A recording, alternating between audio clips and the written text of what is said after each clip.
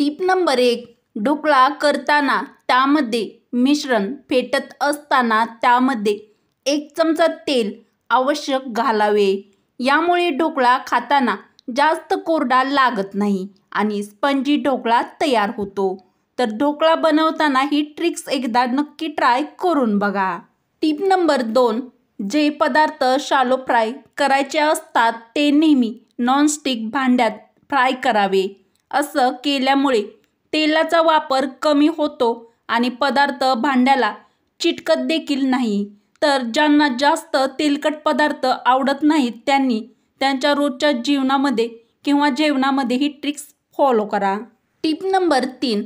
पांढरे केस काळे करण्यासाठी देखील ओव्याचा वापर होतो. यासाठी 2 ते 3 कढीपत्त्याची पाने, 2 मनुके, 1 चिमूट ओवा, 1 ग्लास पाण्यामध्ये उकळवून घ्या. या पाण्यात साखर घालून दिवसातून 1 ग्लास हे पाणी दररोज प्या. हळूहळू केस काळे होतील. अंधुक दिसत असल्यास संत्र्याच्या रसात काळी मिरी आणि सैंधव मीठ मिसळून सकाळी व संध्याकाळी प्यावे. 3 महिने हा उपाय केल्यास फायदा होतो. तर डोळ्यासंबंधी काही समस्या असतील तर ही ट्रिक्स एकदा नक्की ट्राय करून बघा. अत्यंत महत्त्वाची व अत्यंत फायद्याची टिप नंबर 4. चपाती बनविण्यासाठी नॉनस्टिक किंवा ॲल्युमिनियमचा तवा अजिबात वापरू नये.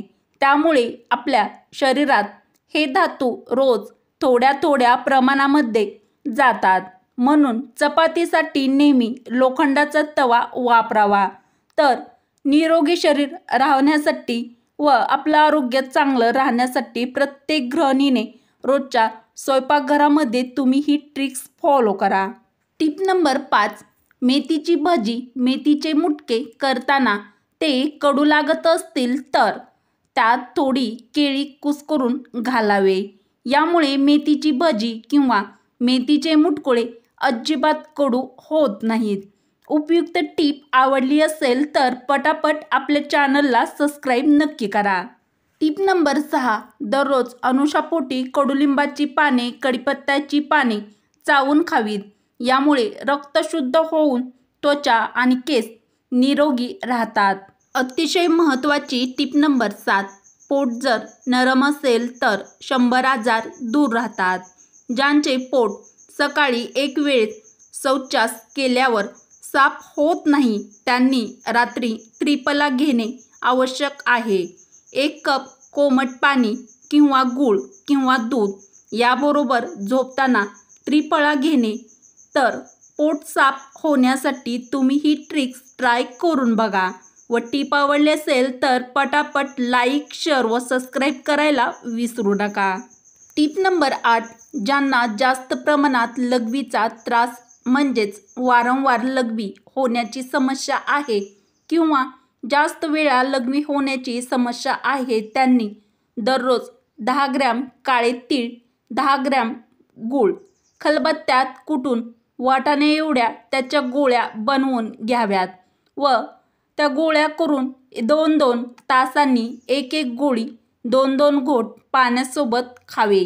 यामुळे तुमचा वारंवार लघवी होण्याची समस्या दूर होईल. Tip number 9. लिंबू अर्धा कापून घ्या.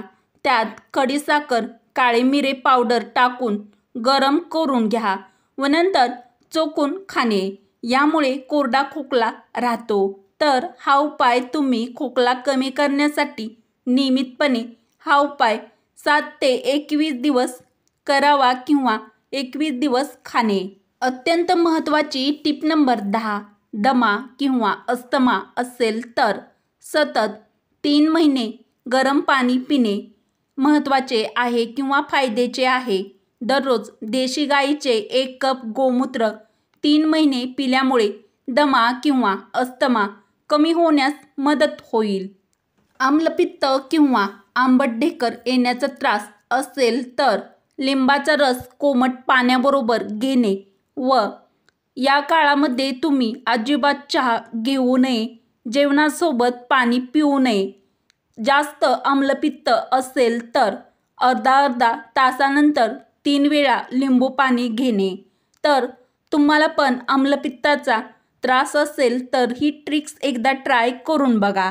आपले लाखो रुपये वाचवण्यासाठी महत्त्वाची टिप नंबर 11.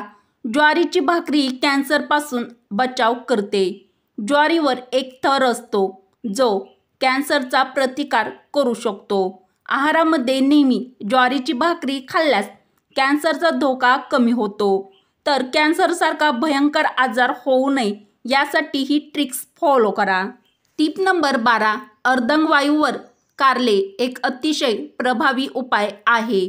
यामध्ये कच्चे कारले खाणे रुग्णासाठी अतिशय फायदेशीर आहे. अत्यंत महत्त्वाची टिप नंबर 13. सोयाबीनमध्ये फॉलिक ॲसिड भरपूर प्रमाणामध्ये असते.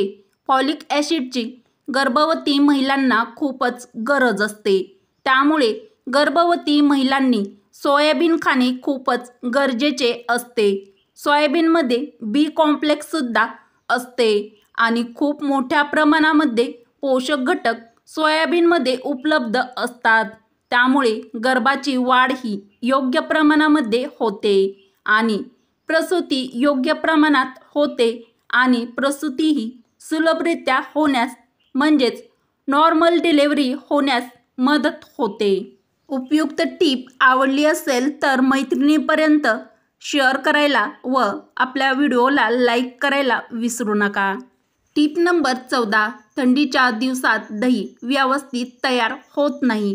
दह्याचं भांडं पिठाच्या डब्यात ठेवावं. यामुळे दही छान घट्ट लागते. तर दही बनवताना तुम्ही थंडीच्या दिवसामध्ये ही ट्रिक्स एकदा ट्राय करून बघा. टीप नंबर 15. स्वयंपाक करताना किचनच्या खिडक्या उघड्या ठेवाव्यात आणि गॅस सिलेंडरच्या आजूबाजूला कोणत्याही प्रकारची प्लास्टिकची वस्तू किंवा कागद जवळ ठेवू नये. तर स्वयंपाकघरामध्ये प्रत्येक गृहिणीने ही खबरदारी नक्की घ्या. Tip number 16. घरातून बाहेर पडताना सिलेंडरचे बटन आणि सर्व इलेक्ट्रिक स्विच ऑफ करूनच बाहेर जावे. Tip number 17. कोणताही मासा धुताना पाण्यात लिंबाचा रस टाकून मासे चांगले चोळून धुवावेत. यामुळे माशाचा शेळेपणा व वास जर येत असेल तर तो वास देखील कमी होतो. अत्यंत उपयुक्त टिप नंबर 18. लहान मुले माती खात असतील तर केळी व मध एकत्र करून मुलांना खाण्यास द्यावे. यामुळे लहान मुले माती खाणे सोडून देतील. Tip number 19. हिरवी मिरची जास्त तिखट आहे की कमी तिखट आहे हे ओळखण्यासाठी मिरची चिरताना थोडीशी मिरची दाताखाली चावून पाहावी. अत्यंत महत्त्वाची पुढील टीप आहे. जेवणात गरम मसाले, हळद, लसूण, डिंक, तूप या गोष्टीचा समावेश केल्यास गुडघेदुखी कमी होते. तर गुडघेदुखीची समस्या असेल तर ही टीप ट्राय करून बघा.